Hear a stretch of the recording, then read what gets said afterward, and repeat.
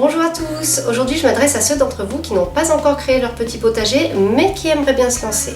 On est au mois de juillet, il est un peu tard mais il est encore temps de faire quelques semis et plantations et de s'assurer une jolie récolte. Au niveau des semis, ça va être archi simple, j'ai un truc en particulier à vous proposer, ça va être de semer des radis de 18 jours.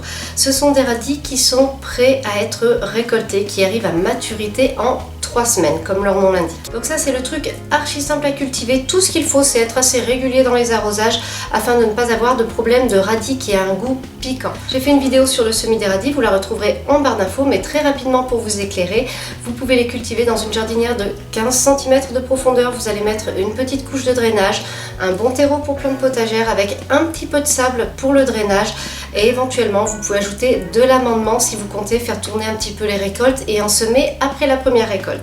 Le semis de radis est très simple à faire, soit vous faites un sillon, vous semez assez léger, vous éclaircissez par la suite, soit vous allez faire des trous tous les 4 ou 5 cm de tout petits poquets très peu profonds et vous allez mettre 2 ou 3 graines au fond de chaque poquet, vous allez refermer et quand les radis, quand les petites pousses vont commencer à sortir, vous allez les éclaircir pour n'en garder qu'une seule par poquet.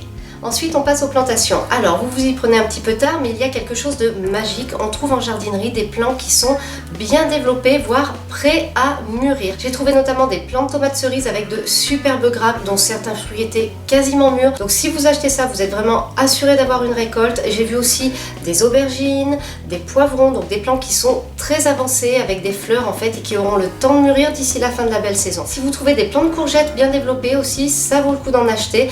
Voilà, donc ça c'est au niveau des plants qui vont être assez intéressants, c'est-à-dire qu'on achète des tomates en juillet, on va pouvoir les récolter dès la fin juillet, dès le mois d'août, donc ça c'est quelque chose de très sympa. Alors c'est pour les retardataires bien sûr, si vous avez fait vos plants ou vos semis auparavant, vous avez déjà vos propres pieds, mais vous voyez, même en s'y prenant un petit peu tard, c'est le mois de juillet, vous êtes en vacances, vous avez envie de jardiner, et bien vous pouvez faire un petit potager. J'ai encore d'autres choses à vous proposer, vous allez pouvoir planter aussi notamment des salades, on en trouve encore en fait en petits, soit en petits godets, soit vraiment en tout petits plants. Vous plantez ça, les salades vont pouvoir avancer assez vite. Alors j'ai fait une vidéo sur la plantation des salades pour l'hiver, j'en ai pas encore fait pour l'été.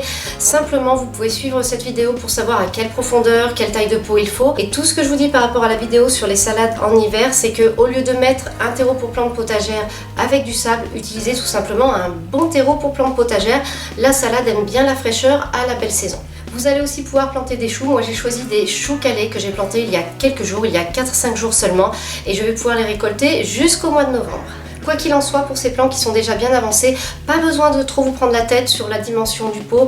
Tant pis s'ils n'ont pas beaucoup de profondeur, ce sont déjà des plants qui sont bien avancés, qui sont en train de produire.